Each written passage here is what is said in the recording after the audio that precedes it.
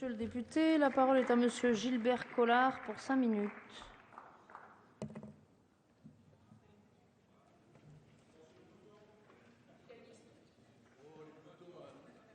L'école, c'est la guerre des boutons.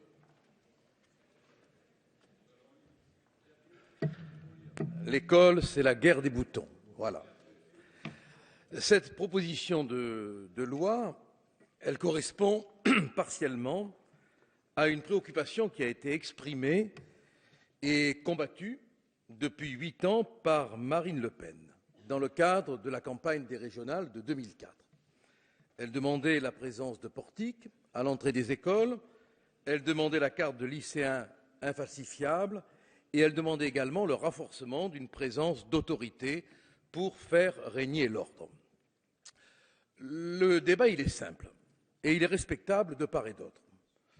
D'un côté, on a cette grande idée de Victor Hugo qui disait « Ouvrez une école, fermez une prison ». C'était beau, c'était grand, c'était l'école d'autrefois. Et aujourd'hui, on a l'impression, la réalité même, que l'école ne peut plus remplir cette fonction.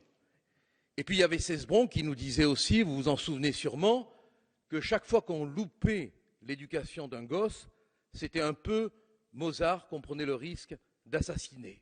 Bon, c'est dire ce que l'école est dans la réalité. Le moment, l'endroit, le point de rencontre où tout se joue.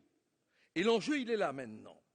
Est-ce qu'on peut continuer à accepter, selon les termes mêmes du rapport, qu'en 5 ans, il y ait eu une aggravation de 30% des incidents graves, actes de plus en plus violents, sur le plan verbal, sur le plan physique, violence ambiante qui détériore la qualité même du travail du professeur et qui contamine la vie générale, la vie psychique d'un, de deux, de tous les élèves parfois.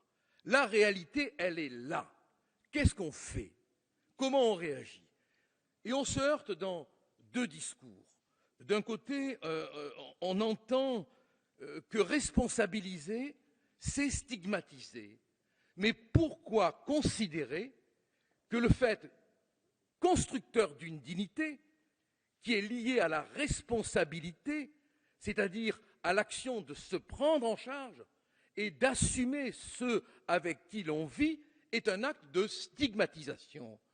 Tant qu'on ne fera pas l'effort pour introduire un degré, mais infime même, il ne s'agit pas d'avoir une responsabilisation autoritaire, massive, mais tant qu'on ne fera pas l'effort pour un peu responsabiliser, comment voulez-vous que l'idée de responsabilité s'installe dans les familles?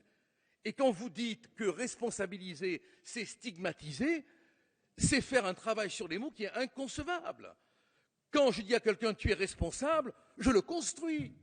Quand je dis à un père, à une mère, quelles que soient les difficultés du foyer, et on doit en tenir compte. Quand je lui dis tu es responsable de tes enfants, s'ils continuent à se mal comporter d'une manière graduée, on va toucher aux allocations familiales, je ne le stigmatise pas. Je lui dis réveille-toi, attention, ce qui compte peut-être pour toi va être touché, réagis.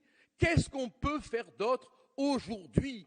Tout le discours que j'entends, refonder l'école, mais c'est beau comme un poème de Prévert.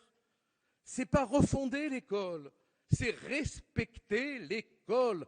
Et on n'a plus d'autres moyens aujourd'hui que d'introduire un peu d'autorité, un peu de responsabilité.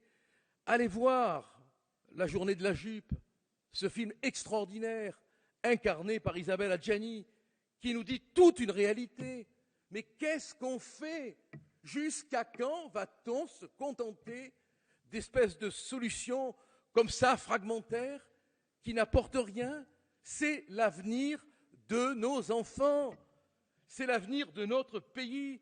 Il faut, pour que l'école, et je reprends vos propos, madame, avec respect, permette aux jeunes de s'y intégrer, de s'y épanouir, il faut que cette école soit un lieu pacifié. Et ce n'est pas toutes les solutions qu'on propose aujourd'hui qui permettra à nos jeunes, dans les écoles où il y a de la violence, où les professeurs y vont avec la peur au ventre, de s'intégrer. Alors vous avez dit, je ne sais plus qui, et je m'en excuse, qu'il ne faudrait pas de notes brutales. À défaut de notes brutales, essayons au moins d'introduire, si vous le voulez bien, un peu de responsabilité. Ce n'est pas de la brutalité.